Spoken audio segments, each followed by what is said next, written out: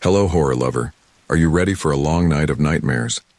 Before we begin, I want to ask you to subscribe to the channel, and especially leave a comment telling me which city you're watching from. I'd love to know. Click the like button, all of this because the relentless Miami sun pierced through the flimsy motel curtains, its rays like daggers of regret stabbing into my pounding skull. I groaned, my mouth dry as sandpaper, the taste of last night's poor decisions lingering on my tongue. Slowly, painfully, I pried my eyes open, immediately regretting the decision as the world spun around me. "Zoe, you alive in there?" A muffled voice called from beyond the door, accompanied by a series of sharp knocks that reverberated through my head like thunderclaps. I tried to respond, but all that came out was a pathetic croak. Mustering what little strength I had, I rolled off the bed, my bare feet hitting the sticky carpet with a dull thud. The room tilted dangerously as I stood, forcing me to grab onto the nightstand for support. I'm up," I managed to call out, my voice rough and unfamiliar to my own ears. "Thank God," the voice replied, relief evident in its tone. "We were about to call the cops. Open up, will you?" Stumbling towards the door, I caught a glimpse of myself in the full-length mirror and froze. My normally neat brown hair was a tangled mess. Dark circles shadowed my bloodshot eyes, and my clothes were rumpled and stained. But what made my heart skip a beat was the small, intricate design on my wrist that I definitely didn't remember being there before. With trembling fingers, I traced the outline of the tattoo. It was beautiful in a haunting way. A complex swirl of lines and shapes that seemed to shift and move the longer I stared at it.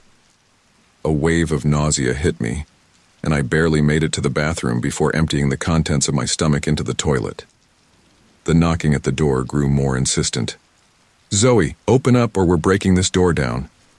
Splashing cold water on my face, I took a deep breath and shuffled to the door, fumbling with the lock before finally swinging it open. My best friends, Mia and Jake, stood in the hallway, concern etched on their faces. Mia pushed past me into the room, her nose wrinkling at the stale smell of alcohol and sweat. "Jesus, Zoe, what happened to you last night?"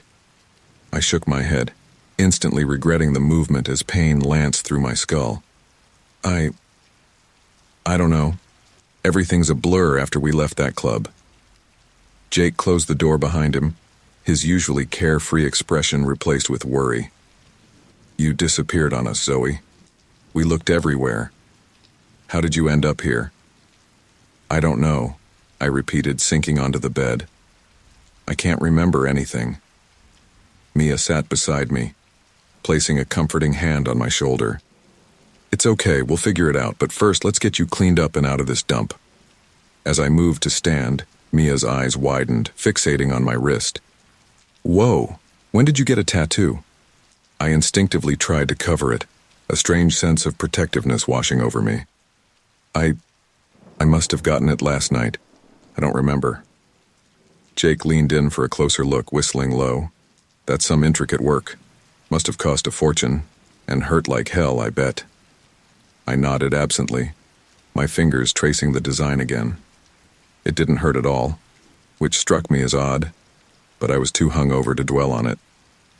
"Come on," Mia said, helping me to my feet. "Let's get you in the shower. You reek."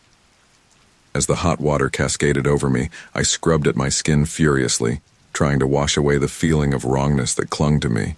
The tattoo refused to fade or smudge no matter how hard I scrubbed. Panic began to set in as I realized the permanence of what I'd done. Stepping out of the shower, I wrapped myself in a scratchy motel towel and wiped the steam from the mirror. For a moment, I could have sworn my reflection flickered, showing a face that wasn't quite mine. I blinked, and everything looked normal again. Just a trick of the light and my hungover brain, I told myself, trying to ignore the chill that ran down my spine. Back in the room, Mia had tidied up while Jake was on the phone, presumably calling us a cab. I dressed quickly in the spare clothes Mia had brought, grateful for her foresight. "How are you feeling?" Mia asked, handing me a bottle of water and some aspirin. I swallowed the pills gratefully. Like death warmed over, but better than before. "Thanks." Jake hung up the phone and turned to us. "Cab will be here in 10. You ready to blow this popsicle stand?" I nodded. then immediately regretted it as my head throbbed. More than ready. I never want to see this place again. As we waited for the cab, I scrolled through my phone, hoping for clues about last night. My heart sank as I saw dozens of missed calls and messages from my parents and other friends. Shit, I muttered. My parents are freaking out. Mia peered over my shoulder. You'd better call them. They're probably worried sick. With a deep breath, I dialed my mom's number. She answered on the first ring. Zoe? Oh, thank God. Are you all right? Where are you? Her voice was a mixture of relief and anger. I'm okay, Mom. I'm sorry I didn't call earlier. Things got out of hand last night. Out of hand? Zoe Elizabeth Carter, do you have any idea how worried we've been? Your father was about to call the police. I winced, both from her volume and the guilt. I'm so sorry. It won't happen again, I promise. I'm heading back to campus now. After a few more minutes of lecturing and extracting promises to call as soon as I got back to my dorm, I hung up, feeling even worse than before. Jake patted my shoulder sympathetically. Parents, huh? At least they care. The cab ride back to campus was quiet, each of us lost in our own thoughts. I kept stealing glances at the tattoo, a growing sense of unease settling in my stomach. Something about it felt off, but I couldn't put my finger on what. As we pulled up to the dorms, Mia turned to me. You gonna be okay? We can hang out if you want company. I shook my head, immediately regretting the motion. Thanks, but I think I need to sleep this off. Rain check? They nodded, understanding in their eyes. As I watched them walk away, a wave of loneliness washed over me. I trudged up to my room, grateful that my roommate was away for the weekend. Collapsing on my bed, I stared at the ceiling, trying to piece together the events of last night. Flashes of memory teased at the edges of my mind. A dimly lit room, the buzz of a tattoo machine, a pair of eyes that seemed to glow in the darkness. But every time I tried to focus on these images, they slipped away like smoke. My phone buzzed with a text from an unknown number. Curious, I opened it. The ink awakens. Embrace the change. A chill ran down my spine as I read the cryptic message. I tried to reply, to ask who it was from, but the message disappeared as soon as I touched it. Unnerved, I tossed the phone aside, convincing myself it was just a prank or a wrong number. As the day wore on, I drifted in and out of fitful sleep, plagued by strange dreams. In them, I was running through endless corridors, the tattoo on my wrist growing and spreading with each step. I woke with a start, my heart racing, half expecting to see the ink creeping up my arm. But it remained unchanged, a silent reminder of my reckless night. By evening, I felt well enough to venture out for some food. As I walked across campus, I couldn't shake the feeling of being watched. Every shadow seemed to hide prying eyes, every passing stranger a potential threat. I hurried back to my dorm, my appetite forgotten, replaced by a gnawing anxiety. That night, as I prepared for bed, I caught my reflection in the mirror and froze. For a split second, I could have sworn my eyes looked different, a hint of an unfamiliar color swirling in their depths. I blinked, and they were back to normal, but the unsettling feeling remained. As I lay in bed, my fingers absently tracing the lines of the tattoo, I couldn't shake the feeling that something fundamental had changed. It wasn't just the ink on my skin or the gaps in my memory. It was as if I had opened a door to something beyond my understanding, and now it was too late to close it. Sleep eluded me as my mind raced with questions. What really happened last night? Who gave me this tattoo, and why couldn't I remember it? And most troublingly, why did I have the creeping sensation that this was only the beginning of something much bigger and far more terrifying than a simple drunken mistake? As the first light of dawn crept through my window, I made a silent vow to myself. I would uncover the truth behind this mysterious tattoo, no matter where it led me. Little did I know, the journey I was about to embark on would change not just my life, but potentially the fate of the world itself. The tattoo on my wrist seemed to pulse in agreement, a silent promise of the chaos to come. A week had passed since that fateful night in Miami, and I'd managed to fall back into the rhythm of college life. Or at least that's what I told myself.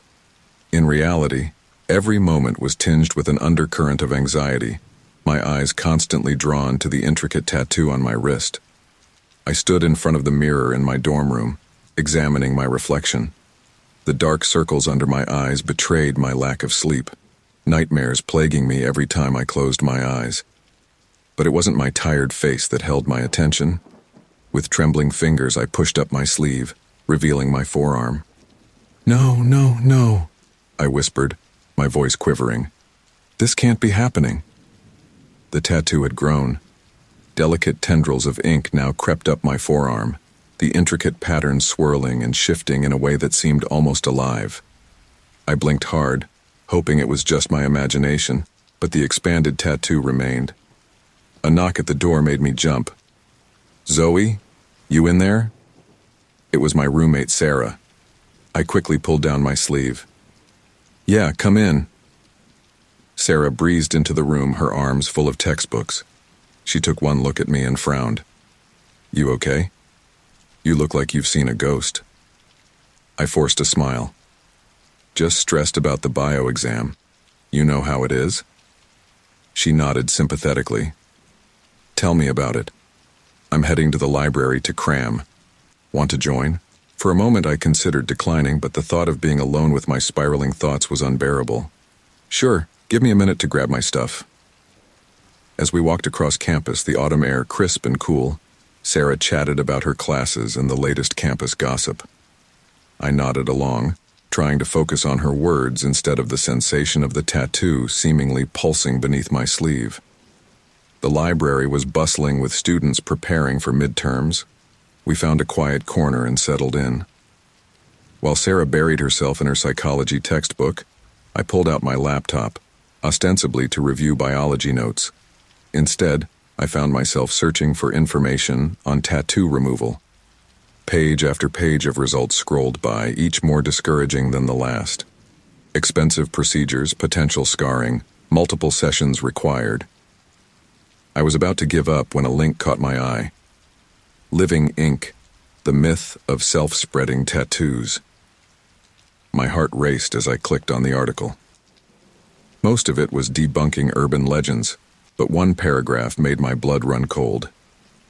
While most claims of spreading tattoos are easily dismissed, there have been rare, documented cases of tattoos that appear to grow over time. These instances, often linked to obscure pigments or ritualistic practices, remain unexplained by modern science. "Hey, Earth to Zoe!" Sarah's voice snapped me back to reality. "You okay? You look like you're about to be sick." I slammed my laptop shut. I think I need some air. I'll be right back." Ignoring Sarah's concerned look, I hurried out of the library. The cool air hit my face as I burst through the doors, but it did little to calm the panic rising in my chest. I leaned against a tree, trying to steady my breathing. "Zoe? What's going on with you?" I turned to see Jake approaching, concern etched on his face. Of all people, I couldn't hide this from him. We'd been friends since freshman year, and he knew me better than anyone. "Jake," I said, my voice barely above a whisper. "I think I'm losing my mind." He led me to a nearby bench. "Talk to me. What's happening?"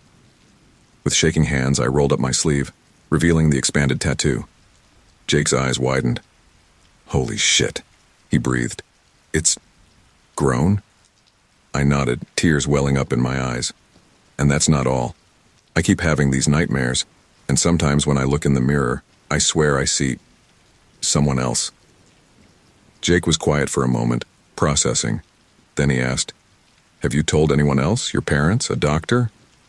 I shook my head vehemently. "No, they'll think I'm crazy. Hell, I think I'm crazy." Okay, Jake said, his voice calm and reassuring. "We'll figure this out. There has to be an explanation. Maybe it's some kind of allergic reaction, or a new kind of ink that spreads under the skin." I wanted to believe him, to find a rational explanation for what was happening. But deep down I knew this was something beyond the realm of normal science. Maybe, I said, not convinced. But what do I do now? I can't keep wearing long sleeves forever. Jake thought for a moment. Didn't you mention a tattoo parlor in Miami? Maybe we could track down the artist, see if they've seen this before. The idea of returning to Miami, of confronting the source of this nightmare, sent a shiver down my spine. But it was the only lead we had. Okay, I agreed. But not until after midterms. I can't afford to fall behind. Jake nodded, giving my hand a reassuring squeeze. We'll get through this, Zoe. Whatever it is. As we walked back to the library, I felt a small measure of relief. At least I wasn't alone in this anymore. The next few days passed in a blur of studying and anxiety. I threw myself into my coursework, desperate for any distraction from the growing horror on my skin. But even in the midst of a study group, I couldn't escape it. We were reviewing cellular biology when I caught my reflection in the window. For a split second, my eyes looked different, a swirl of unnatural color that disappeared when I blinked. I gasped audibly, drawing concerned looks from my classmates. Sorry, I mumbled. Just remembered something I forgot to add to my notes. That night I woke up screaming from the most vivid nightmare yet. In the dream, the tattoo had consumed my entire body, leaving me unrecognizable. As the last vestiges of my identity slipped away, I felt a foreign presence taking control. My roommate's voice cut through the darkness. Zoe, are you okay? I sat up, drenched in sweat. Yeah, just a bad dream. Sorry I woke you. Sarah turned on her bedside lamp, her face etched with worry. That's the third time this week. Maybe you should talk to someone at the counseling center. Maybe, I lied, knowing I could never explain what was really happening. The next morning, as I got ready for my bio exam, I made a decision. As soon as midterms were over, I'd go back to Miami. I needed answers, and I needed them soon. The exam was a blur. I went through the motions, filling in answers on autopilot while my mind raced with theories about my condition. As I handed in my paper, Professor Chen stopped me. Miss Carter, a word, please. My heart sank. Had I done that badly on the test? Professor Chen waited until the other students had filed out before speaking. Zoe, I couldn't help but notice you seem distracted lately. Is everything all right? For a wild moment, I considered telling him everything. Professor Chen taught cellular biology after all. Maybe he'd have some insight into what was happening to me. But as I opened my mouth to speak, I felt a strange sensation, as if the tattoo was constricting around my wrist. A warning. I'm fine, Professor, I heard myself say. Just a little stressed about midterms. He nodded, though he didn't look entirely convinced. Well, if you need to talk, my door is always open. As I left his office, I couldn't shake the feeling that I'd just missed an opportunity. But a larger part of me felt relief. Whatever was happening to me, I had a feeling it was beyond the scope of university biology. That evening, I sat on my bed, staring at my phone. I'd pulled up the number for the Miami Police Department 3 times, my finger hovering over the call button. Surely they'd have records of tattoo parlors, maybe even reports of similar incidents. But each time I chickened out. How could I possibly explain this to them? Hello, officer. I got a magic tattoo that's eating me alive. Can you help? They'd laugh me off the phone. A text from Jake broke me out of my spiral. Booked us bus tickets to Miami for next weekend. You ready to get some answers? I took a deep breath, steeling myself for what was to come. Ready as I'll ever be, I typed back. As I set my phone down, I caught my reflection in the mirror across the room. For a moment, just a moment, I could have sworn I saw someone else looking back at me. Someone with eyes that glowed with an otherworldly light. I blinked, and my normal reflection returned. But the fear remained, a constant companion as real as the ever-growing tattoo on my skin. Whatever was happening to me, whatever I was becoming, I knew one thing for certain. Time was running out. The journey to Miami couldn't come soon enough. Little did I know the answers I sought would be far more terrifying than the questions that haunted me. The bus ride to Miami felt interminable. Every mile that passed brought a mix of anticipation and dread that churned in my stomach like a storm-tossed sea. Jake sat beside me, his presence a comforting anchor in the tempest of my thoughts. "You okay?" he asked, noticing my white-knuckled grip on the armrest. I forced a smile that felt more like a grimace. "Just peachy. You know, typical road trip jitters. Nothing to do with the possibly sentient tattoo slowly consuming my body." Jake's laugh was strained, but I appreciated the effort. "When you put it that way, it sounds almost fun. Like a sci-fi movie." "Yeah, well, I'd rather be watching it than living it," I muttered, pulling my sleeve down for the 100th time to check on the tattoo's progress. The intricate design now covered most of my forearm, the swirling patterns seeming to shift and dance in the dim light of the bus. I swore I could feel it pulsing, growing, with every beat of my heart. As the Miami skyline came into view, a wave of memories from that fateful night washed over me. Flashes of neon lights, the pounding bass of club music, and a pair of eyes that seemed to glow in the darkness. I shuddered, pushing the fragments away. We checked into a cheap motel on the outskirts of the city, the same one I'd woken up in after that night. The desk clerk, a bored-looking man in his 50s, barely glanced up as he handed us our key. "You sure this is the place?" Jake asked as we entered the dingy room. I nodded, my eyes drawn to the full-length mirror where I'd first discovered the tattoo. "Yeah, this is it. God, it feels like a lifetime ago." Jake squeezed my shoulder. "We'll figure this out, Zoe. I promise." As night fell, we hit the streets, retracing my hazy memories of that night. The Miami nightlife pulsed around us, a riot of color and sound that felt both familiar and alien. "Anything look familiar?" Jake shouted over the noise of a passing group of partiers. I shook my head, frustration building. "It's all a blur. I remember a club, loud music, and then..." Suddenly a neon sign caught my eye. "The Viper's Den," it proclaimed in lurid green letters. Something about it tugged at my memory. "There," I said, pointing. I think that's where it all started." We pushed our way into the crowded club, the bass so loud I could feel it in my chest.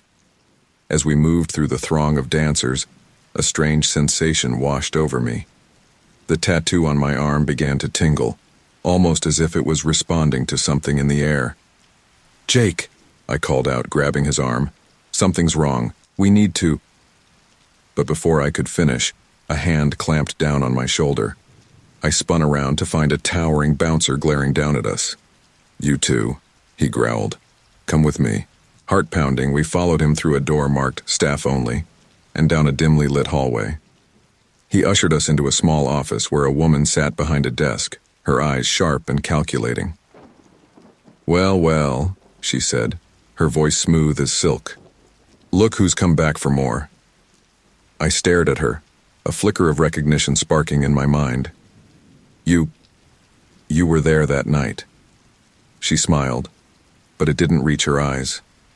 "Indeed I was, darling. I'm Vera. I own this establishment, among other things." Jake stepped forward protectively. "Look, we're just trying to figure out what happened to my friend. She got a tattoo and now it's growing," Vera finished, her gaze locked on my arm. "Show me." Hesitantly, I rolled up my sleeve. Vera's eyes widened, a mix of fascination and something else, fear, flashing across her face. "Magnificent," she breathed. "It's progressing faster than I expected." "What do you mean, progressing?" I demanded, yanking my arm back. "What the hell is happening to me?" Vera leaned back in her chair, studying me. "What's happening, my dear, is transformation. You've been chosen." "Chosen for what?" Jake asked, his voice tight with anger. "To be a vessel," Vera replied simply. "For something beyond your comprehension." A chill ran down my spine. "I don't understand. Chosen by who? For what?" Vera stood, moving to a bookshelf lined with ancient-looking tomes. "There are forces in this world older than humanity itself. Entities that seek to return to reclaim what was once theirs. And you, my dear Zoe, have been selected as a gateway. My head spun, the room suddenly feeling too small, too close. No, you're insane. This can't be real. Oh, it's very real, Vera said, pulling out a weathered journal. The tattoo artist who marked you? He's a conduit for these entities. The ink he used, it's alive in a sense, infused with the essence of a shape-shifting being. Jake grabbed my hand, his face pale. This is crazy. We're leaving. Now. But as we turned to go, the door burst open. The bouncer returned, flanked by two others, their eyes glowing with an unnatural light. I'm afraid I can't let you leave, Vera said, her voice tinged with regret. You see, the process has already begun, and there are others who would interfere if they knew. Panic surged through me, adrenaline flooding my system. Without thinking, I grabbed a heavy paperweight from Vera's desk and hurled it at the nearest bouncer. It struck him square in the forehead, and to my shock, his face seemed to ripple, like a stone thrown into a pond. Run! I screamed, shoving past the momentarily stunned men. Jake and I tore down the hallway, bursting back into the club. The music and crowds felt oppressive now, closing in around us. We pushed and shoved our way to the exit, ignoring the angry shouts of patrons. Out on the street we ran blindly, turning down alleys and side streets, our lungs burning. Finally, after what felt like hours, we collapsed in a small park, gasping for air. What the hell? Jake panted, bent double with his hands on his knees. I shook my head, unable to form words. The reality of what Vera had said was sinking in, each word a weight pressing down on my chest. As our breathing slowed, I finally found my voice. Jake, I'm scared. What if she's right? What if I'm turning into something else? He pulled me into a fierce hug. We won't let that happen. We'll find a way to stop this. But even as he spoke, I felt the tattoo pulse, spreading a fraction further up my arm. A sob escaped me, muffled against Jake's shoulder. We need help, I said, pulling back and wiping my eyes. Real help, not some crazy club owner or back alley tattoo artist. Jake nodded, his face set with determination. Okay, let's think. Who would know about this kind of thing? Paranormal experts? Anthropologists? A memory stirred, a flyer I'd seen on campus advertising a guest lecture. Wait, there's a professor at our university. Chen mentioned him, Dr. Elias Blackwood. He specializes in occult studies and folklore. That's a start, Jake said, helping me to my feet. We'll head back first thing in the morning and track him down. As we made our way back to the motel, the streets of Miami felt more sinister than before. Every shadow seemed to hide watching eyes, every passerby a potential threat. The weight of Vera's words hung over us like a storm cloud. Back in our room, I stood before the mirror, examining the tattoo. The intricate pattern seemed more defined now, almost glowing in the dim light. As I watched, I swore I could see them move just slightly, like the slow pulse of a heartbeat. Jake, I called, my voice trembling, look at this. He came over, his eyes widening as he saw the subtle movement. Holy shit, it's alive. I pressed my hand against the mirror, staring into my own eyes. For a moment, just a moment, I saw something else looking back at me. Something ancient, powerful, and utterly alien. We need to hurry, I said, turning away from my reflection. I don't know how much time I have left. As we settled in for a restless night, the enormity of our situation weighed heavily upon us. We were two college students and way over our heads, facing forces we couldn't begin to understand. But we had no choice. The alternative, letting this entity take control, was unthinkable. I lay awake long into the night, feeling the tattoo pulse with each beat of my heart. Whatever was happening to me, whatever I was becoming, one thing was clear.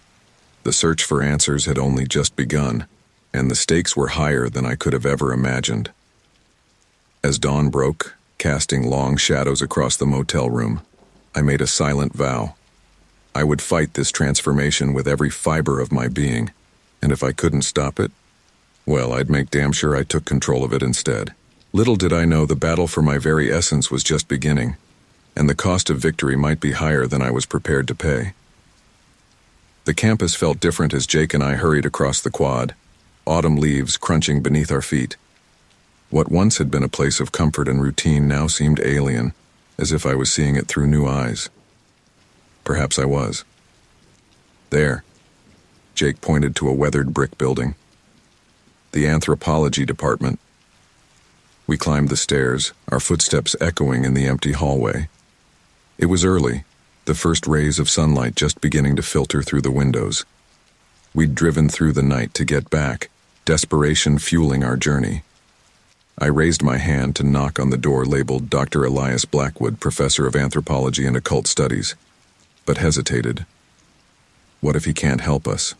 I whispered, fear tightening my chest. Jake squeezed my shoulder. Then we'll find someone who can. We're not giving up, Zoe. Taking a deep breath, I knocked. For a moment, there was silence. Then a muffled voice called out, "Come in." We entered a cluttered office, every surface covered with books, artifacts, and papers. Behind a massive oak desk sat a man who could only be Dr. Blackwood. He was older than I expected, with wild gray hair and piercing blue eyes that seemed to look right through me. "Can I help you?" he asked, peering at us over half-moon spectacles. I stepped forward, my heart pounding. "Dr. Blackwood, I'm Zoe Carter. This is Jake. We need your help." His eyebrows rose. "It's 6:30 in the morning. This must be urgent." "It is," Jake said. "It's about, well, it's complicated." Dr. Blackwood leaned back in his chair, steepling his fingers. "In my experience, the most interesting things usually are. Please sit down and tell me everything." And so we did. I rolled up my sleeve, revealing the tattoo that now covered most of my arm, and poured out our story. The night in Miami, the mysterious spreading ink, Vera's ominous words about entities and vessels. As I spoke, Dr. Blackwood's expression grew increasingly grave. When I finished, he was silent for a long moment, his eyes fixed on my arm. Finally, he spoke. "In all my years of study, I've only heard whispers of such things. Legends, myths, but never a first-hand account." "Then you believe us?" Jake asked, hope coloring his voice. Dr. Blackwood nodded slowly. "Oh yes, I believe you. The question is, do you truly want to know what you're dealing with? The truth may be more terrifying than the uncertainty." I met his gaze, steeling myself. "I need to know.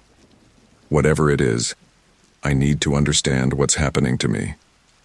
He sighed heavily, then stood and moved to a locked cabinet in the corner of the room.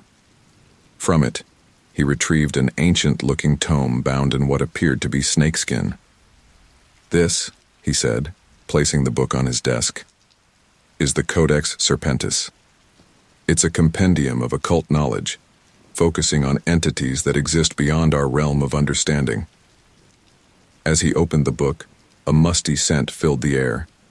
He flipped through pages covered in strange symbols and diagrams until he found what he was looking for. "Here," he said, turning the book so we could see. "The Ink of Transformation." The page showed intricate drawings of tattoos similar to mine, along with text in a language I couldn't read. But what caught my eye was an illustration of a person mid-transformation, their body twisted into something inhuman. "The entities described in this text," Dr. Blackwood explained, his voice low, "are ancient beings that once walked our world. They were banished eons ago but have been seeking a way to return ever since." "And I'm their ticket back?" I asked, my voice barely a whisper. He nodded grimly. "You've been chosen as a vessel. The tattoo is not just ink, but a living essence of one of these beings. It's slowly transforming you, preparing your body to host the entity." Jake leaned forward, his face pale. "But why Zoe? Why now?" The alignment of celestial bodies, perhaps. Or maybe it was pure chance. The ways of these entities are beyond our comprehension, Dr. Blackwood said. What matters now is what we do next. I stood abruptly, unable to sit still any longer. Can it be stopped? Reversed? Dr. Blackwood's silence was answer enough. There has to be something we can do, Jake insisted, desperation in his voice. The professor closed the book gently. There are possibilities, but they're dangerous, and there's no guarantee of success. I'll try anything, I said, determination overriding my fear. Dr. Blackwood studied me for a long moment, then nodded. Very well. But first we need to understand exactly what we're dealing with. The entity within you. It's not just changing your body, it's altering your very essence. As if on cue, a wave of dizziness washed over me. I stumbled, catching myself on the edge of the desk. Zoe! Jake cried, rushing to my side. But I barely heard him. The room around me seemed to shift and warp, colors becoming more vivid, shadows deeper, and in those shadows I saw movement, shapes that shouldn't exist, twisting and writhing just at the edge of perception. What's happening to her? Jake's voice sounded distant, muffled. Dr. Blackwood's reply came as if from underwater. The veil between worlds is thinning. She's beginning to perceive things as the entity does. I blinked hard, trying to clear my vision. When I opened my eyes, the room had returned to normal, but a residual sensation lingered, a feeling of wrongness, as if the world I knew was just a thin veneer over something much vaster and more terrifying. I saw things, I gasped, my voice shaking. Impossible things. Dr. Blackwood nodded gravely. Your perception is changing. Soon you'll be able to see our world as they do and their world as well. How long? I asked, dreading the answer. How long until I'm not me anymore? The professor's eyes were filled with sympathy. It's hard to say. The process varies. But based on the progression of your tattoo, I'd estimate a week, maybe less. The weight of his words hit me like a physical blow. A week. In a week I could cease to exist, replaced by some ancient, inhuman entity. Jake's arm around me tightened. We won't let that happen. There has to be a way to stop this. Dr. Blackwood stroked his beard thoughtfully. There might be, but it would be incredibly dangerous. We'd need to perform a ritual to sever the connection between Zoe and the entity. What would that involve? I asked, hope warring with fear in my chest. We'd need to gather specific artifacts, prepare a sacred space, and, well, essentially trick the entity into leaving your body, he explained. But if anything goes wrong, the consequences could be catastrophic, not just for you, but potentially for our entire world. I took a deep breath, steeling myself. What choice do I have? I can't let this thing take over. Dr. Blackwood nodded solemnly. Very well. We'll need to work quickly. I'll make a list of what we need and... He was cut off by a sudden sharp pain that lanced through my arm. I cried out, clutching at the tattoo. To my horror, I could feel it moving beneath my skin, spreading further up towards my shoulder. It's accelerating, Dr. Blackwood said, his voice tight with urgency. We don't have much time. As the pain subsided, I looked up at Jake and the professor, determination hardening within me. Then let's get started, whatever it takes, whatever the risk, and I'm ready. Dr. Blackwood nodded, a glimmer of admiration in his eyes. Your courage is admirable, Zoe. But remember, we're dealing with forces beyond our understanding. The path ahead will be fraught with danger. I understand, I said, my voice steadier than I felt. But it's my life, my body. I won't let this entity take that from me without a fight. As Dr. Blackwood began outlining what we'd need for the ritual, I caught a glimpse of myself in a small mirror on his bookshelf. For a moment, just a moment, I saw my face shift, cheekbones higher, eyes a swirl of inhuman colors, the entity within me growing stronger by the hour. I turned away from the mirror, focusing on the task at hand. Time was running out, and the battle for my very existence was about to begin. Whatever lay ahead, pain, fear, or worse, I was ready to face it. Because the alternative, losing myself to this ancient alien presence, was unthinkable. As we left Dr. Blackwood's office, a list of arcane ingredients in hand, I felt a mix of terror and determination. The truth of my situation was more horrifying than I could have imagined, but at least now we had a plan. Whether it would be enough to save me, only time would tell. And time, I realized with a chill, was the one thing I no longer had in abundance. The next few days passed in a blur of frantic preparation and mounting dread. Dr. Blackwood's list of ingredients for the ritual seemed impossibly arcane. Powdered moonstone, essence of nightshade, a silver athame blessed by a Wiccan high priestess. Jake and I scoured occult shops and New Age stores across the city, our desperation growing with each passing hour. All the while, the tattoo continued its relentless spread. It now covered my entire left arm and was creeping across my collarbone. Worse, I could feel the entity's presence growing stronger, its alien thoughts and desires bleeding into my own. On the third day of our search, as we left yet another mystical supply store empty-handed, I caught my reflection in a shop window. For a heart-stopping moment, I didn't recognize the person staring back at me. My cheekbones were sharper, my eyes a swirl of unnatural colors. I blinked, and my normal appearance returned, but the fear remained. "Jake," I said, my voice trembling, "I don't know how much longer I can fight this." He squeezed my hand, his face a mask of determination. "We're close, Zoe. We'll find everything we need, you just have to hold on a little longer." But even as he spoke, I felt a wave of foreign emotions wash over me. Ancient hunger, inhuman curiosity, a desire to reshape the world into something other. I shook my head trying to clear it, but the alien thoughts lingered. That evening, we reconvened in Dr. Blackwood's office. The professor looked haggard, dark circles under his eyes suggesting he'd been sleeping as little as we had. "How goes the search?" he asked as we entered. Jake dropped a bag on the cluttered desk. "We've got most of it.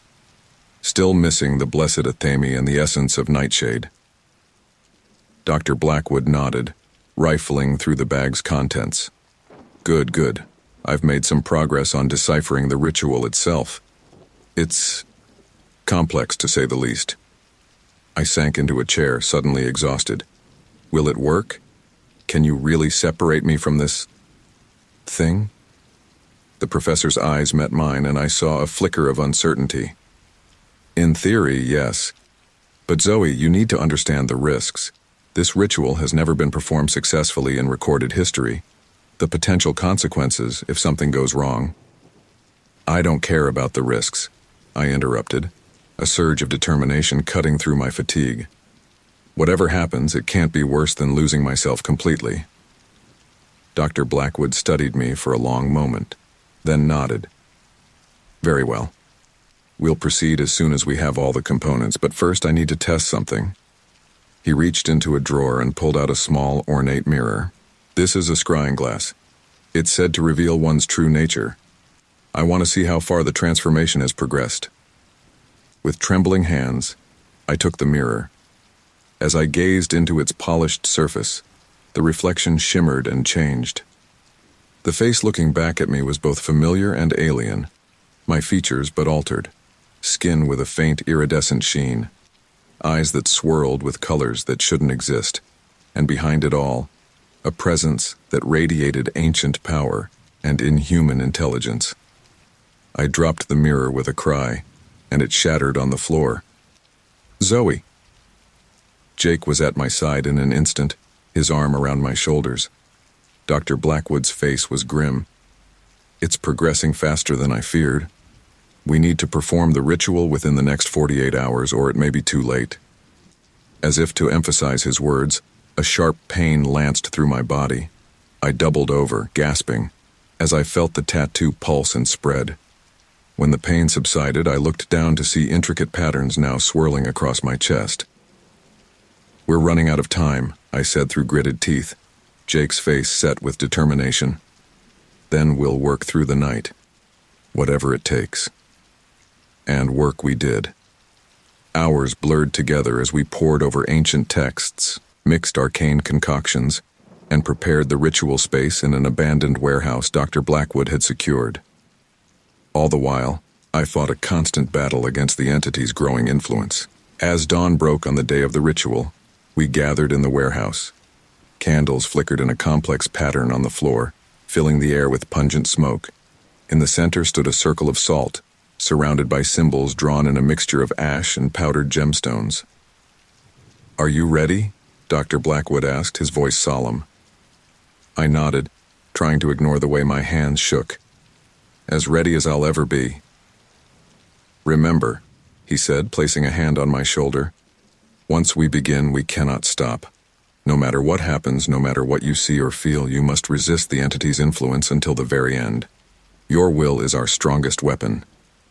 Jake gave my hand a final squeeze. "You can do this, Zoe. I believe in you." Taking a deep breath, I stepped into the circle. Dr. Blackwood began to chant in a language I didn't recognize, his voice rising and falling in an otherworldly cadence. The candles flared, their flames growing unnaturally tall. At first I felt nothing. Then slowly a pressure began to build inside me. It started as a dull ache, but quickly intensified into searing pain. I gasped, doubling over, as I felt the entity within me recoil from the ritual's power. Images flashed before my eyes. Alien landscapes, impossible geometries, beings of pure energy and malevolence. The entity's memories, its home. I gritted my teeth, fighting to stay focused on the here and now. "Resist, Zoe." Dr. Blackwood's voice seemed to come from far away. "Don't let it overwhelm you." The pain intensified and I screamed. It felt as if my very atoms were being torn apart and reassembled. The tattoo on my skin writhed and pulsed, the pattern shifting and swirling with dizzying speed. And then I heard it, a voice, ancient and terrible, speaking directly into my mind. "Foolish child," it boomed. "You cannot resist us. We are eternal. We are legend. Surrender, and know the ecstasy of oblivion." "No," I shouted, both aloud and in my mind. "This is my body, my life. You have no right to it." The entity's fury washed over me like a tidal wave. My vision blurred, the warehouse fading away. In its place, I saw a vast alien city of impossible architecture, its spires reaching into a sky filled with writhing tentacles and eyes that shouldn't exist. "This is our world," the voice thundered. "Soon, it will be yours as well. Embrace your destiny." For a moment, I felt myself waver. The promise of power, of knowledge beyond human comprehension, was intoxicating. But then I thought of Jake, of my family, of all the human connections that made life worth living. "Never," I snarled. "I choose humanity. I choose myself." With every ounce of willpower I possessed, I pushed back against the entity's influence. I focused on memories of laughter with friends, of quiet moments with family, of all the small joys that made up a human life. The pain reached a crescendo, and I felt something tear inside me. There was a sound like reality itself ripping apart, and then silence. I opened my eyes to find myself lying on the warehouse floor, Jake and Dr. Blackwood kneeling beside me. The candles had gone out, leaving only the pale light of dawn filtering through dirty windows. Did it work?" I asked, my voice hoarse from screaming. Dr. Blackwood helped me sit up, his eyes wide with a mixture of awe and disbelief. I think it did. How do you feel?" I took stock of my body. The constant presence I'd felt for days, the alien thoughts and desires were gone. I looked down at my arm, and to my amazement, the tattoo was fading before my eyes, leaving only faint, silvery scars in its wake. "I feel like myself," I said, tears of relief welling in my eyes. Jake pulled me into a fierce hug. "You did it, Zoe. You fought it off." As the adrenaline of the ritual faded, exhaustion hit me like a truck. but along with it came a profound sense of relief and triumph. I had faced an entity from beyond human comprehension and emerged victorious. Dr. Blackwood sat back, shaking his head in wonder. In all my years of study, I've never seen anything like this. You've done something truly remarkable, Zoe. As we left the warehouse, the rising sun painting the sky in hues of pink and gold, I felt as if I was seeing the world anew. Every color seemed more vivid, every sensation more intense. I had stared into the abyss of an alien cosmos and returned, forever changed but still fundamentally myself. "What now?" Jake asked as we walked. I looked at my arm, where the last traces of the tattoo were disappearing. Now, we live, and we remember that there are things out there beyond our understanding. But we also remember that humanity has a strength all its own. As we made our way back to the familiar streets of our campus, I knew that life would never be quite the same. The knowledge of what lurked beyond the veil of our reality would always be with me.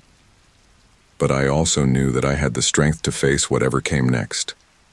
The entity was gone, but the experience had left its mark on me, not in ink, but in understanding. And in that understanding, I found a new kind of power, uniquely human and all the more precious for it. The weeks following the ritual were a strange blend of normalcy and surreality. I threw myself back into my studies, desperate for the routine of classes and assignments to ground me in the familiar. But the memory of what I'd experienced, the alien presence, the otherworldly visions, lingered like a shadow at the edge of my consciousness. It was a crisp autumn afternoon when everything changed again. I was sitting in the campus coffee shop, trying to focus on a biology textbook, when a familiar voice cut through my concentration. "Zoe? Oh my God, it is you." I looked up to see my best friend Mia rushing towards me. Her face was a mix of relief and concern. "Where have you been? I've been trying to reach you for weeks." She slid into the seat across from me, her eyes searching my face. Guilt washed over me. In the chaos of everything that had happened, I'd completely forgotten to contact Mia. How could I explain my absence without sounding completely insane? "I'm so sorry, Mia," I began, closing my textbook. "I've been dealing with some personal stuff. It's complicated." Mia's expression softened. "Hey, it's okay. I was just worried. You look different somehow. Are you all right?" I hesitated, studying my friend's face. Mia and I had been inseparable since freshman year. If there was anyone I could trust with the truth, it was her. And suddenly, the weight of keeping this secret felt unbearable. "Actually," I said, lowering my voice, "there's something I need to tell you, but not here. Can we go somewhere private?" Mia nodded, her brow furrowing with concern. "Of course. My roommate's away for the weekend. We can talk at my place." The walk to Mia's dorm was filled with tense silence. I could feel her worried glances, but I kept my eyes forward, trying to figure out how to even begin explaining what had happened. Once inside her room, Mia sat on her bed, patting the space beside her. "Okay, spill. What's going on, Zoe?" I took a deep breath, perching on the edge of the bed. "Mia, what I'm about to tell you is going to sound crazy, but I swear every word of it is true." And so I told her everything. The night in Miami, the mysterious tattoo, the entity that had tried to take over my body. I told her about Dr. Blackwood, the ritual, and the terrifying battle of wills I'd fought to reclaim myself. As I spoke, Mia's eyes grew wider and wider. When I finally finished, silence hung heavy in the room. Mia stared at me, her expression unreadable. "Mia?" I said hesitantly. "Please say something." She stood abruptly, pacing the small room. "This is a lot to take in, Zoe. I mean, entities from another dimension? Magical rituals? It sounds like something out of a horror movie." "I know how it sounds," I said, my voice pleading. "But I swear it's all true. Look." I rolled up my sleeve, showing her the faint, silvery scars where the tattoo had been. Mia leaned in, her fingers tracing the marks. These patterns, they're like nothing I've ever seen. Now, do you believe me? I asked, hope rising in my chest. Mia's eyes met mine, and for a moment I saw something flicker in their depths, something that sent a chill down my spine. "Oh, Zoe," she said softly, "I more than believe you. I've been waiting for this moment for so long." Confusion washed over me. "What do you mean?" Mia stepped back, and suddenly her whole demeanor changed. The concern vanished from her face, replaced by an expression of almost religious fervor. "You have no idea how special you are, do you?" she said, her voice taking on a strange cadence. "To be chosen as a vessel, it's an honor beyond measure." I stood, backing away from her. "Mia, what are you talking about? How do you know about vessels?" She smiled, but it wasn't the warm grin I knew so well. This smile was cold, almost predatory. "There's so much you don't understand, Zoe. The entities you fear, they're not our enemies. They're our salvation." My back hit the wall as Mia advanced, her eyes gleaming with a fanatical light I'd never seen before. "For centuries, our order has worked in secret," she continued, "preparing for the day when the veil between worlds would thin, when the great ones would return to claim what's rightfully theirs." Horror dawned as the implications of her words sank in. You're part of some kind of cult?" Mia laughed, the sound sharp and humorless. "A cult? No, Zoe. We're the guardians of the truth. And you were supposed to be the key to everything." My mind raced, trying to process this betrayal. Mia, my best friend, the person I trusted most in the world, had been part of this all along. "How long?" I demanded, anger cutting through my fear. "How long have you been involved in this?" "Since before I met you," she replied calmly. "We knew someone at the university would be chosen. I was sent to watch, to guide the chosen one when the time came." The room seemed to spin around me. Every moment of our friendship, every late-night study session, every shared secret, had it all been a lie? "So none of it was real?" I asked, my voice breaking. "Our friendship, everything we've been through, it was all just part of your mission?" For a moment, something like regret flashed across Mia's face. "It wasn't supposed to be, but I did come to care for you, Zoe. That's why this is so difficult." "Difficult?" I spat. "You've been lying to me for years, preparing to hand me over to some cosmic horror, and you say it's difficult?" Mia's expression hardened. "You don't understand the glory of what you were offered, the power, the knowledge that you could have been a god." "I don't want to be a god," I shouted. "I want to be human with all the messy, complicated, beautiful parts that come with it." She shook her head, pity in her eyes. "Oh, Zoe, it's too late for that. You've seen beyond the veil. You can never go back to being just human." As she spoke, I noticed her reaching slowly into her pocket. A jolt of adrenaline shot through me as I realized the danger I was in. "What are you going to do?" I asked, trying to keep my voice steady as I edged towards the door. Mia's hand emerged from her pocket, clutching a small, ornate dagger. The blade seemed to shimmer with an unnatural light. "I'm sorry it has to be this way," she said, and I could hear genuine regret in her voice.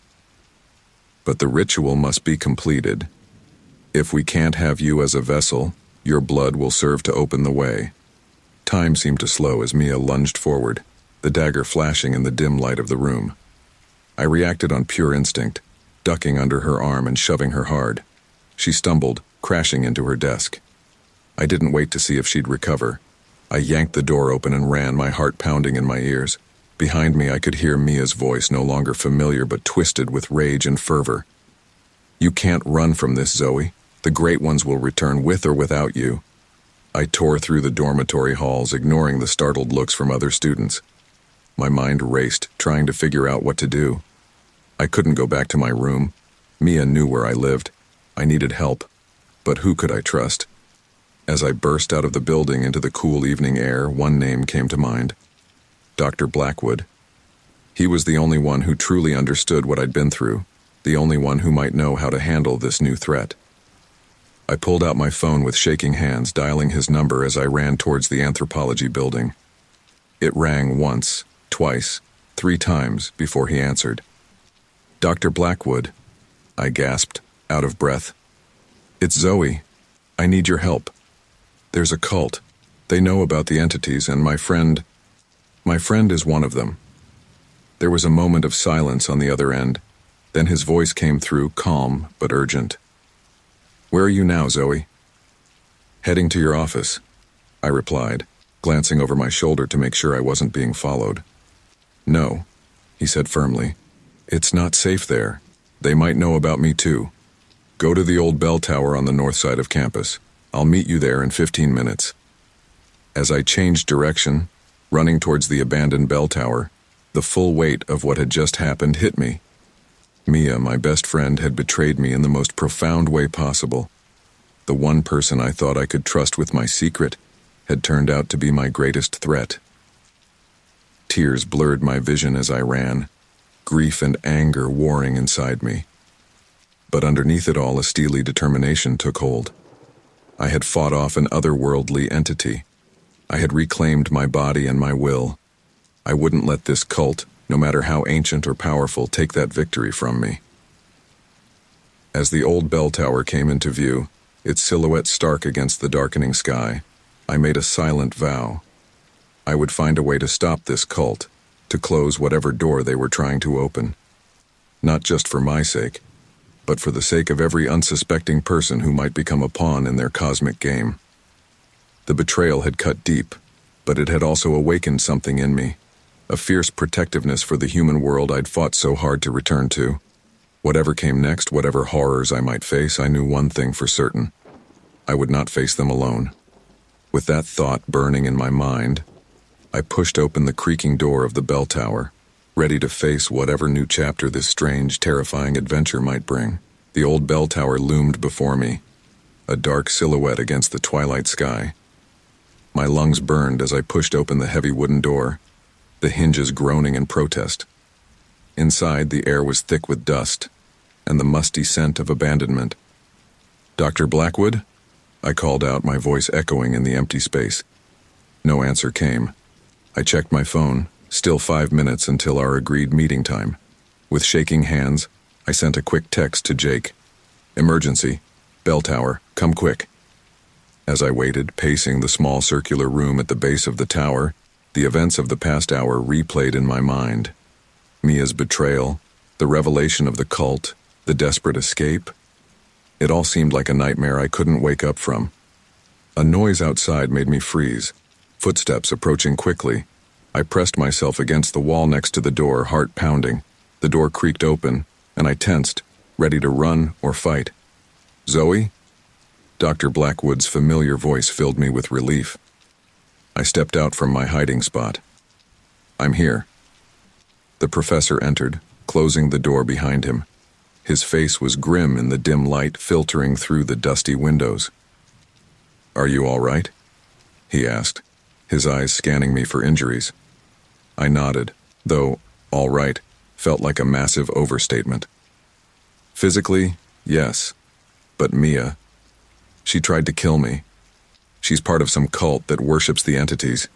They've been watching me, waiting for me to be chosen as a vessel." Dr. Blackwood's expression darkened.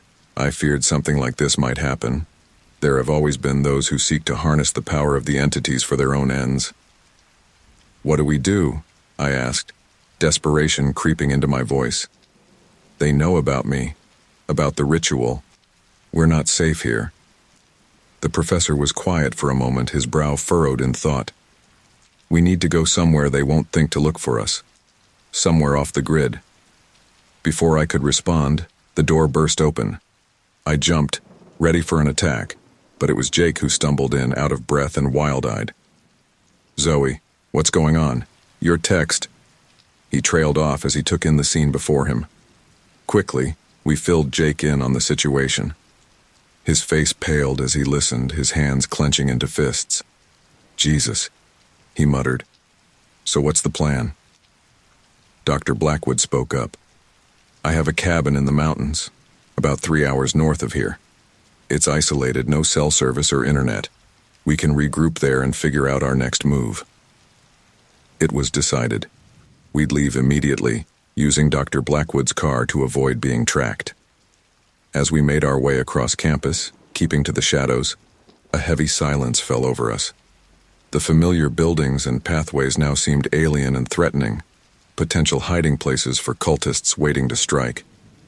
The drive to the cabin was tense, each of us lost in our own thoughts.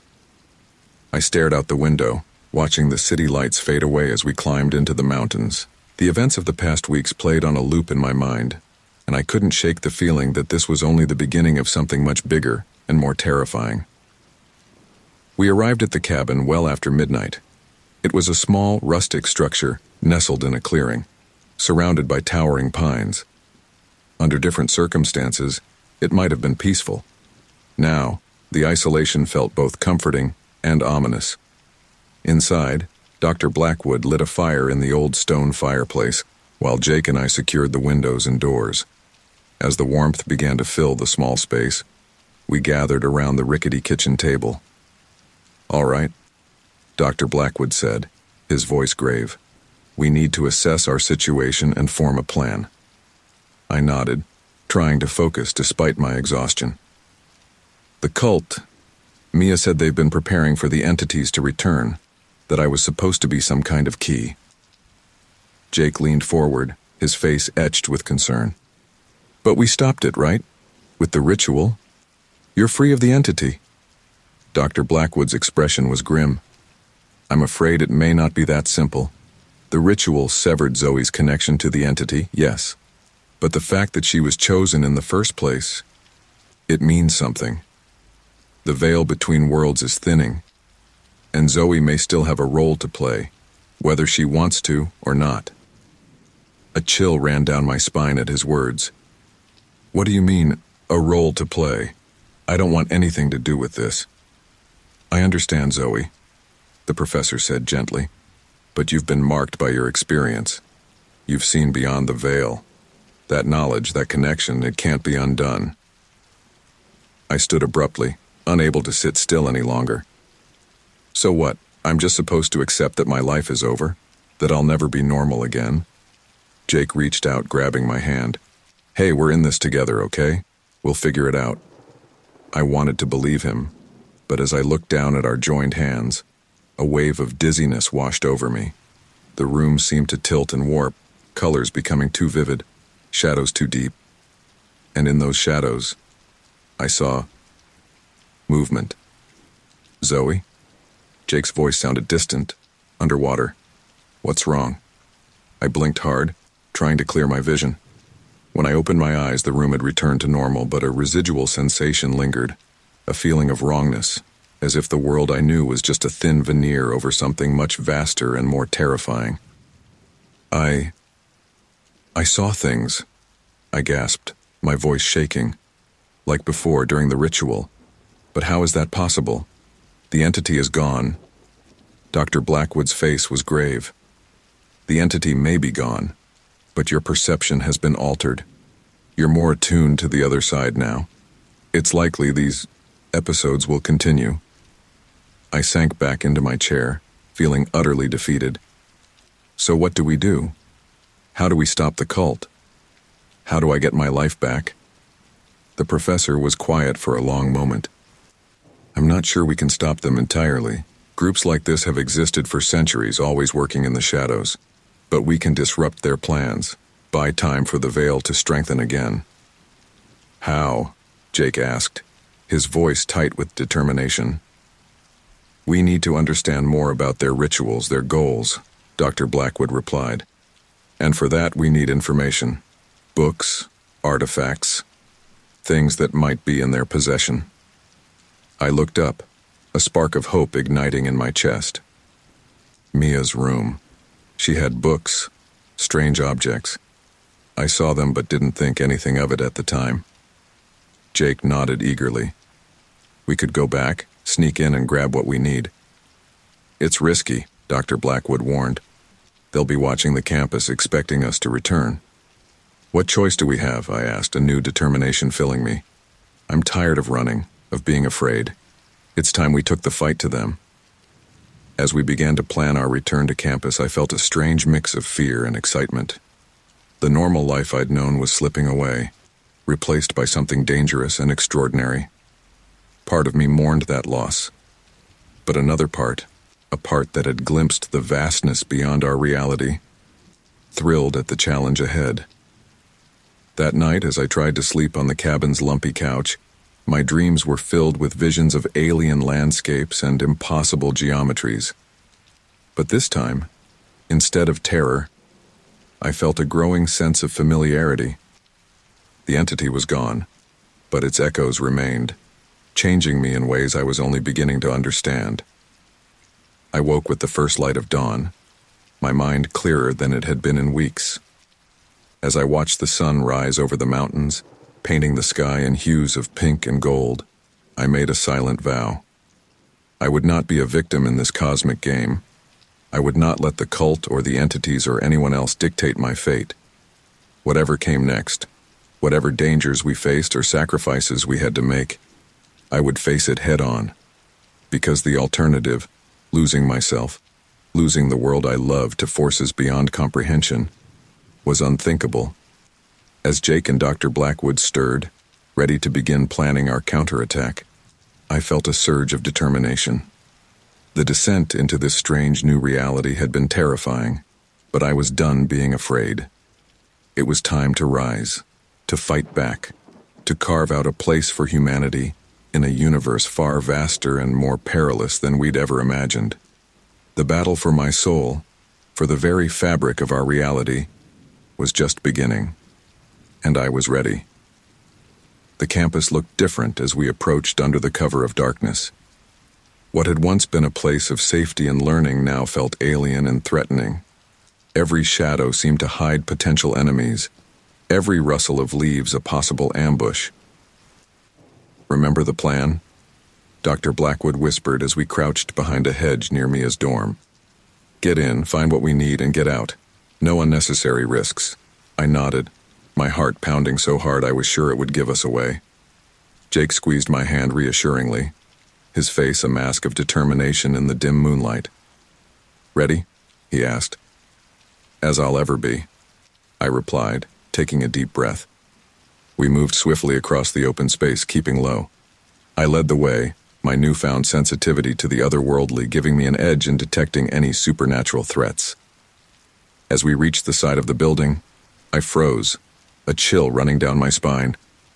"Wait," I hissed, holding up a hand. Jake and Dr. Blackwood tensed, scanning the area. "What is it?" Jake whispered. I closed my eyes, focusing on the strange sensation. "There's something here, not human. It feels like during the ritual, but fainter." Dr. Blackwood's eyes widened. "They must have wards in place. Zoe, can you sense a way past them?" I concentrated, reaching out with senses I was only beginning to understand. The air seemed to shimmer with invisible currents of energy, forming a barrier around the building. But there, just ahead, "There's a weak spot," I said, pointing. "If we move quickly, we might be able to slip through." We hurried to the spot I'd indicated. As we passed through, I felt a tingling sensation, like static electricity dancing across my skin. But we made it inside without triggering any alarms. The hallways were eerily quiet as we made our way to Mia's room.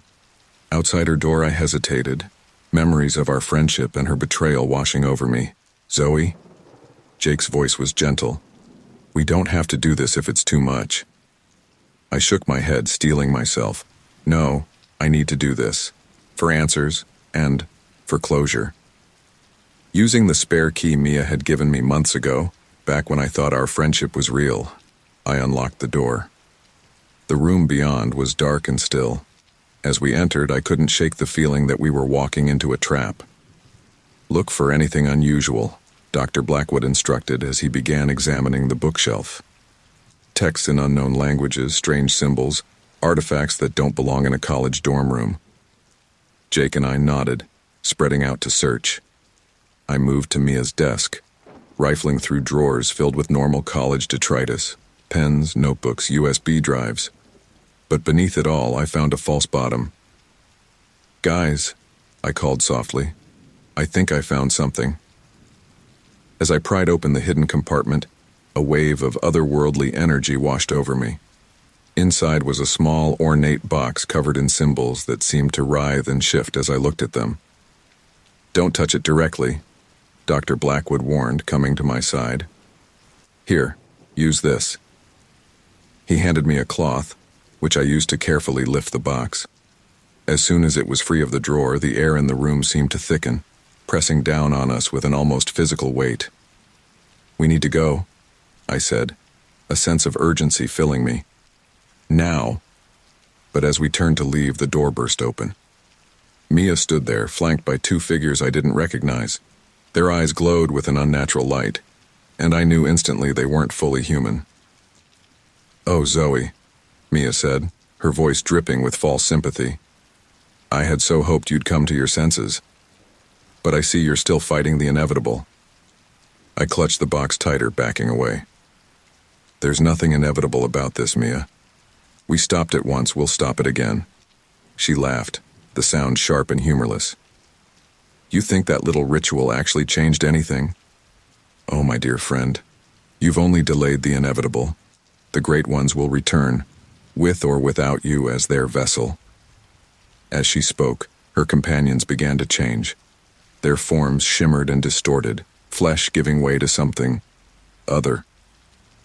Tentacles writhed where arms should be. Too many eyes blinked open across inhuman faces. "What the hell?" Jake gasped, horror evident in his voice. Dr. Blackwood stepped forward, his voice steady despite the terror I knew he must be feeling. "You've gone too far dabbling in forces you can't possibly understand. These entities aren't gods to be worshipped. They're parasites that will consume everything in their path." Mia's eyes flashed with anger. "You know nothing.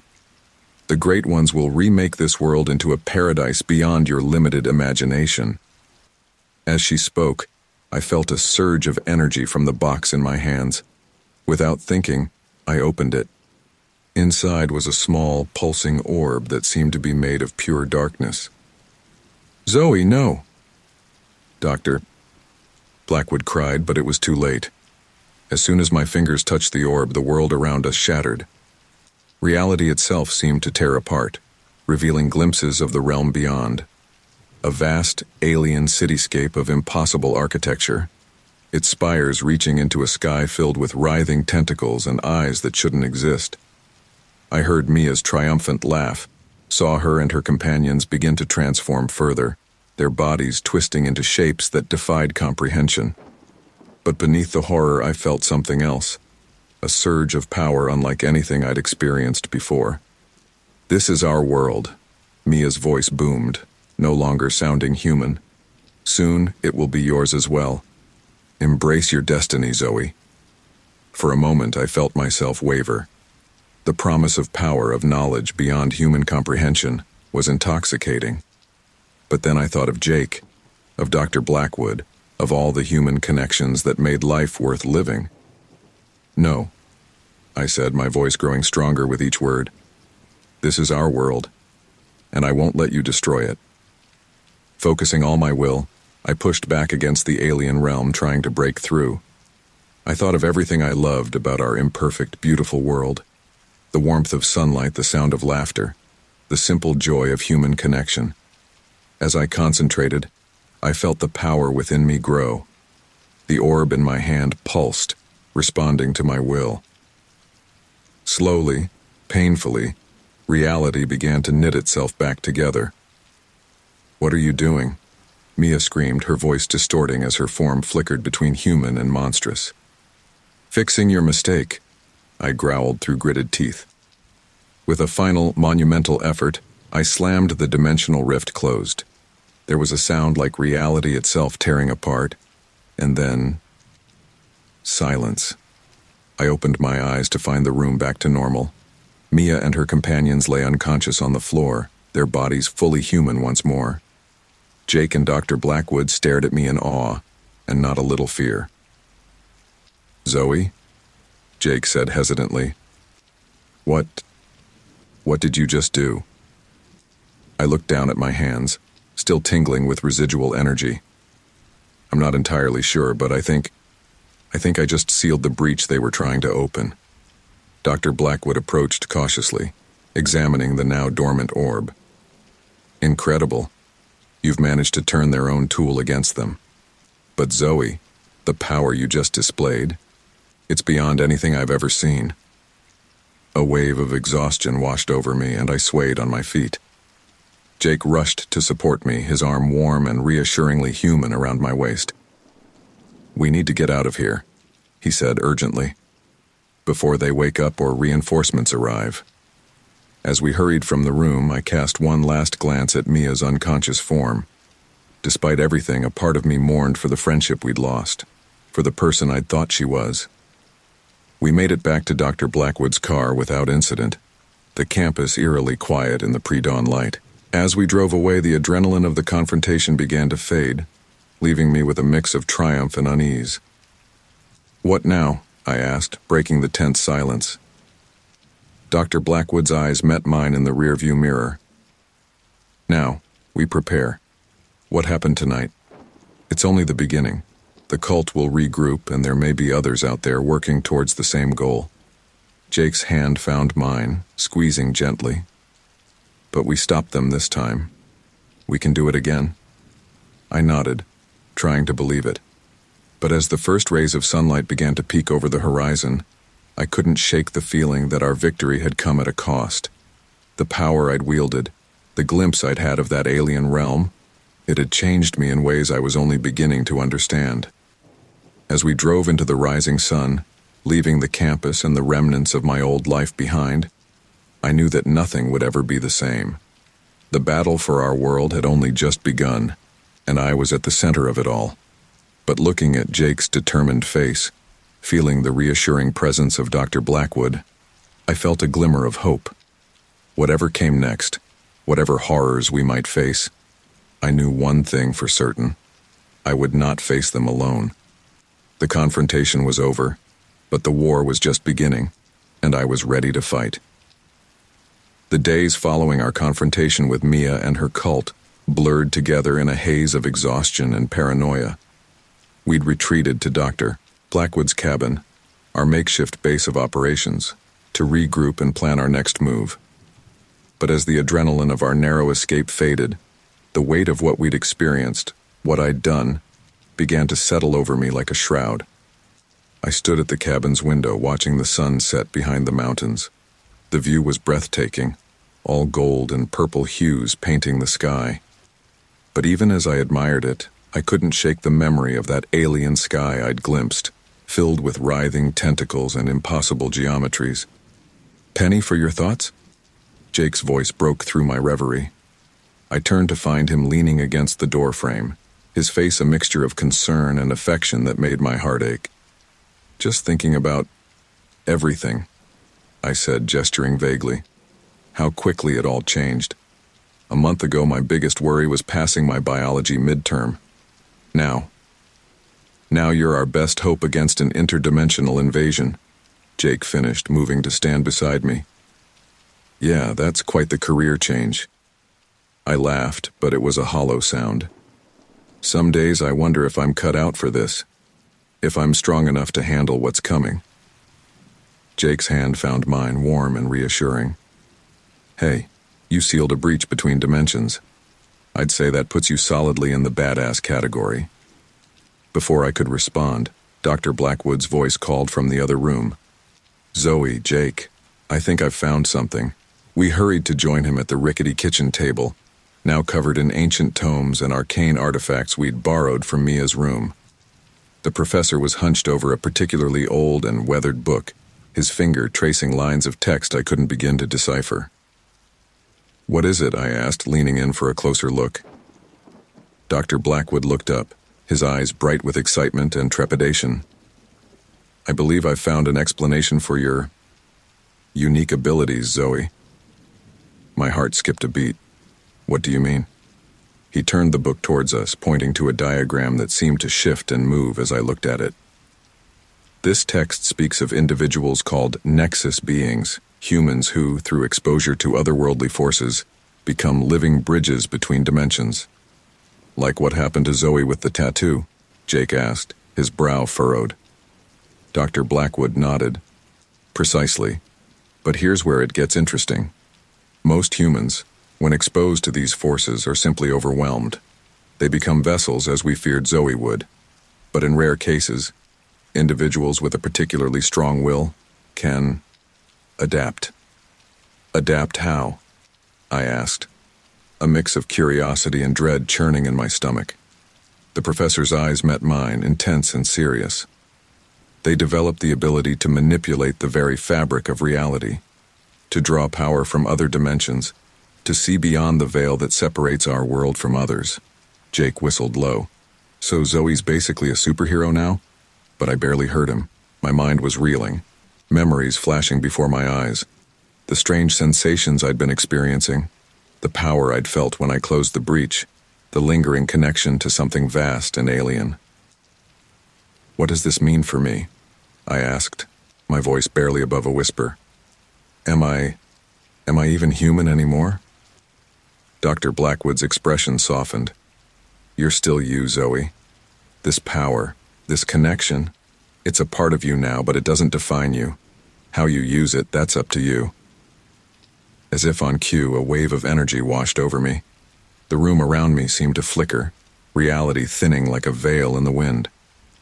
For a moment, I saw through to that other place, the alien city with its impossible spires, the entities that dwelled there watching with countless eyes.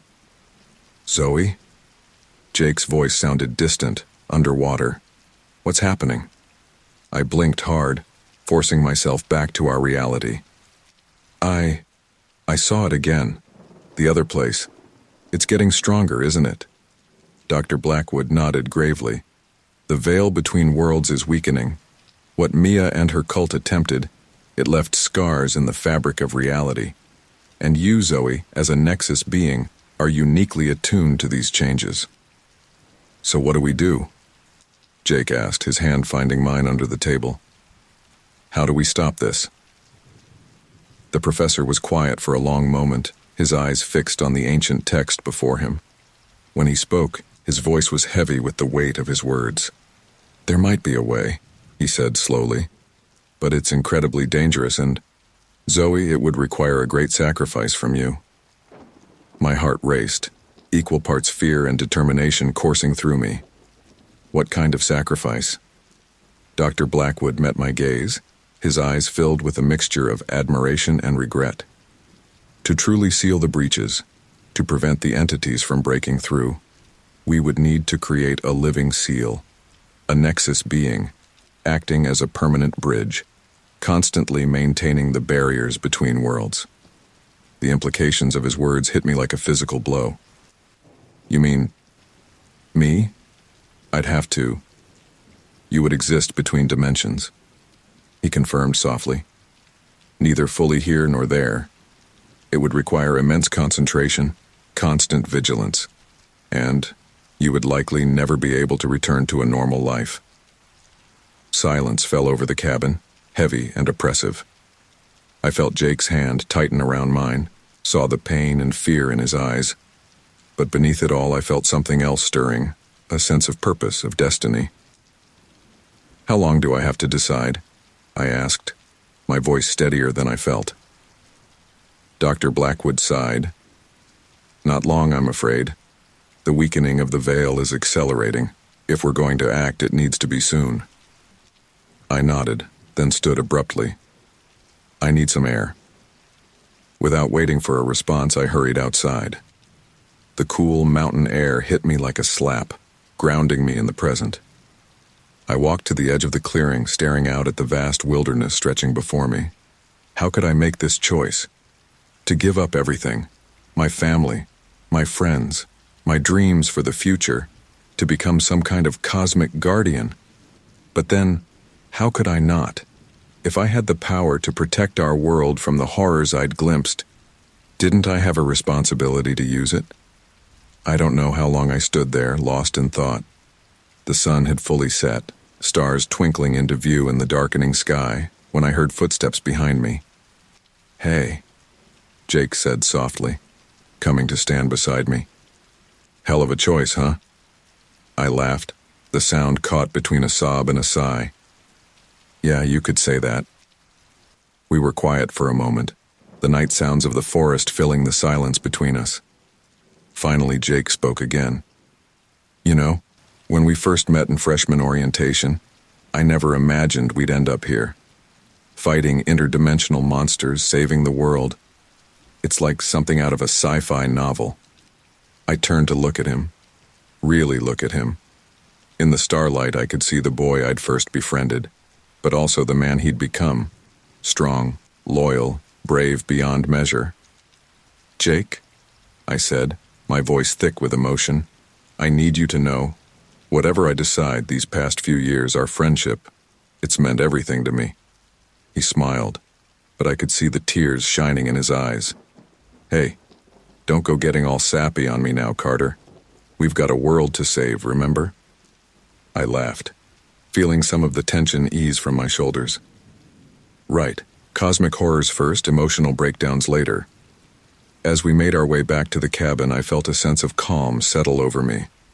The choice before me was monumental, life-altering in ways I could barely comprehend.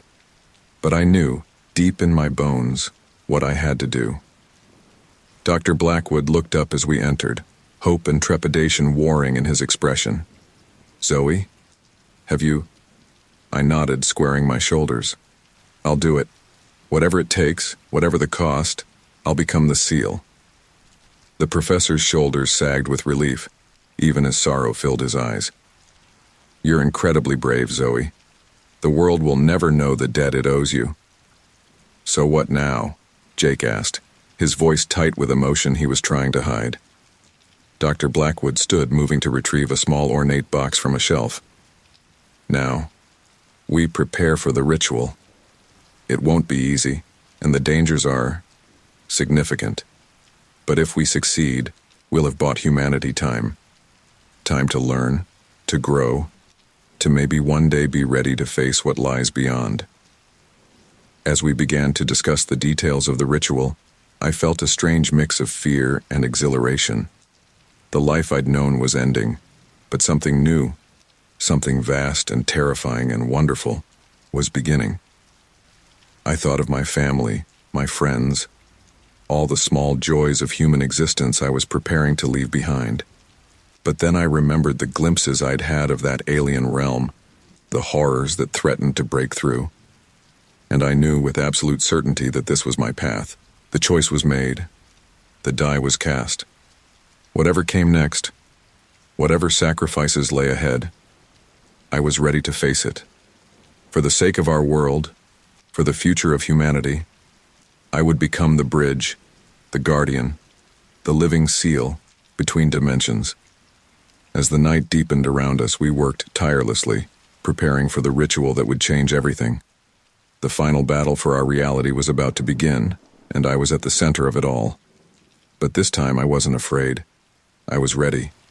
Every atom of my being felt like it was being torn apart and reassembled over and over again. I existed everywhere and nowhere. My consciousness stretched across dimensions in ways the human mind was never meant to comprehend. How long had I been here? Seconds? Years? Time had no meaning in this in-between space. Slowly, agonizingly, I began to coalesce. The maelstrom of cosmic energies surrounding me started to take shape, forming into something my mind could process. I found myself standing on what seemed to be a narrow bridge, stretching infinitely in both directions. Below and above, realities swirled and collided. Our familiar world on one side, the alien landscape of the entities on the other. "Hello, Zoe." I spun around, nearly losing my balance on the precarious bridge. There, looking exactly as she had the last time I saw her, stood Mia. "You're not really here," I said, my voice sounding strange and echoing in this non-space. Mia, or whatever was wearing her face, smiled. "No, not in the way you mean, but then again, neither are you."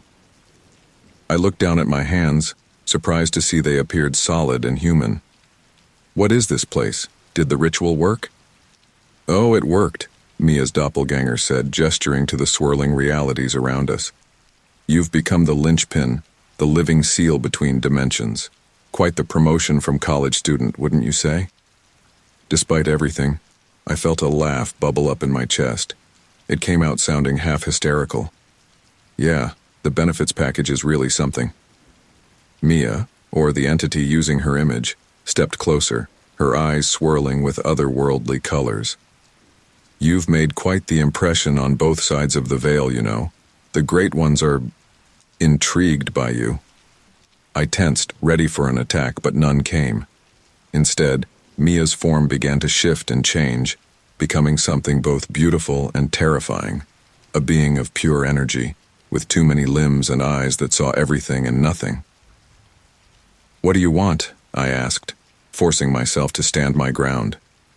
The entity's voice reverberated through my very being. To understand, you could have had power beyond imagining, knowledge that would drive most humans mad. Yet you chose this. Eternal vigilance, forever caught between worlds.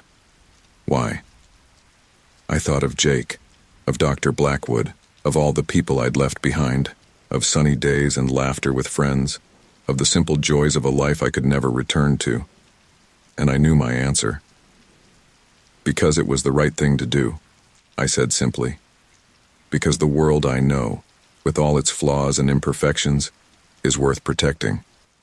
The entity was silent for a long moment, its myriad eyes studying me with an intensity that was almost painful. Finally, it spoke again. Fascinating. Perhaps we have underestimated your kind. And with that, it was gone, leaving me alone on the bridge between worlds. I don't know how long I stood there, watching the realities shift and flow around me. Time had no meaning here, and yet I could feel the weight of my responsibility pressing down on me. I was the seal, the guardian, the only thing standing between our world and cosmic horrors beyond imagination. Gradually, I became aware of something. A tug, a pull from the familiar side of the veil. Focusing on it, I felt myself being drawn back, away from the in-between space and towards. I opened my eyes with a gasp, finding myself back in Dr. Blackwood's cabin. Jake and the professor were hovering over me, their faces etched with worry and exhaustion. Zoe? Jake's voice was hoarse, as if he'd been calling my name for hours. Can you hear me? I tried to speak, but my throat was dry, my body feeling strange and unfamiliar. Dr. Blackwood quickly brought a glass of water to my lips, and I drank greedily. How long? I managed to croak out. The professor and Jake exchanged a glance. 3 days, Dr. Blackwood said softly. We weren't sure you'd come back to us. 3 days. It had felt like an eternity and no time at all. I struggled to sit up, my limbs feeling oddly disconnected from my body. Did it work? I asked, looking between them. Is the seal in place? Dr. Blackwood nodded, a mixture of awe and concern in his eyes. It appears so. The energy readings have stabilized, and there have been no further incursions that we can detect. But Zoe, the toll on you. I looked down at my hands, really seeing them for the first time. My skin seemed to shimmer faintly, as if not quite solid, and when I concentrated, I could see through them to the swirling energies beneath. I'm not the same, am I? I said, already knowing the answer. Jake sat on the edge of the bed, taking my hand in his. I was relieved to find I could still feel his warmth, his solid presence anchoring me to this reality. You're still you, he said fiercely. No matter what's changed, you're still Zoe. I smiled, grateful for his unwavering support. But I could feel the difference, the constant awareness of the other side, the weight of my new role pressing down on me. What happens now? I asked, looking to Dr. Blackwood. The professor sighed, running a hand through his disheveled hair. That's complicated. You've become something unprecedented, Zoe. A living bridge between dimensions. We're in uncharted territory. I nodded, trying to process the enormity of my situation. I saw things while I was there, spoke with one of them. Jake tensed beside me. One of the entities? What did it want? To understand, I said, the memory of the encounter sending a shiver down my spine. I think we might have changed things. Shown them that humanity isn't just prey or pawns in their games. Dr. Blackwood leaned forward, his eyes bright with scholarly interest. Fascinating. This could represent a paradigm shift in our understanding of these beings. Zoe, anything you can tell us about what you experienced could be invaluable. I opened my mouth to respond, but suddenly the world around me began to flicker and fade. I could feel the pull of the other side, the need to return to my vigil on the bridge between worlds. Zoe? Jake's voice sounded distant, underwater. What's happening? I gripped his hand tighter, fighting to stay present. I can't stay long. The seal needs me. Panic flashed across Jake's face. No, you can't go back there. There has to be another way. But even as he spoke, I could feel myself slipping away. The cabin grew dim, the swirling energies of the in-between space beginning to encroach on my vision. I'm sorry, I said, my voice already sounding strange and echoing. I have to go, but I'll come back. I promise. The last thing I saw before the human world faded entirely was Jake's anguished face and Dr. Blackwood's look of sorrowful understanding. And then I was back on the bridge, the cosmic winds howling around me. But this time it didn't feel as alien, as terrifying. I could feel the connection to my own world, a tether keeping me anchored to my humanity. As I settled into my vigil, watching the realities shift and flow around me, I realized that this was my new existence. Forever caught between worlds, guardian of the veil, protector of humanity. It was a lonely role, a heavy burden to bear. But as I stood there, I felt something else growing within me, a sense of purpose, of rightness. I had made my choice, sacrificed my normal life for something greater, and in doing so, I had possibly changed the course of cosmic history. I don't know how long I stood there, time having no meaning in this place, but gradually I became aware of voices, whispers at the edge of my consciousness. I focused, trying to understand, and realized with a start that I could hear them. Jake, Dr. Blackwood, even my parents. Their thoughts, their emotions, reaching out to me across the dimensional divide. I wasn't alone. Not really. I was connected to everyone and everything, a living link between worlds. And in that connection, I found strength. The entities were still out there, watching, waiting. The cult that had started all this might regroup, might find new ways to threaten the veil. But I would be ready. I would stand guard, protect the world I loved, and maybe, just maybe, forge a new understanding between realities. As I gazed out at the infinite cosmos stretching before me, I felt a smile tugging at my lips. This wasn't the future I had imagined for myself, but it was mine, and I would face it head-on with all the courage and determination that had brought me this far. The bridge between worlds stretched out infinitely before me, and I took my first step into my new existence. Whatever came next, whatever challenges or wonders awaited, I was ready. I was Zoe Carter, college student turned cosmic guardian, and my story was far from over.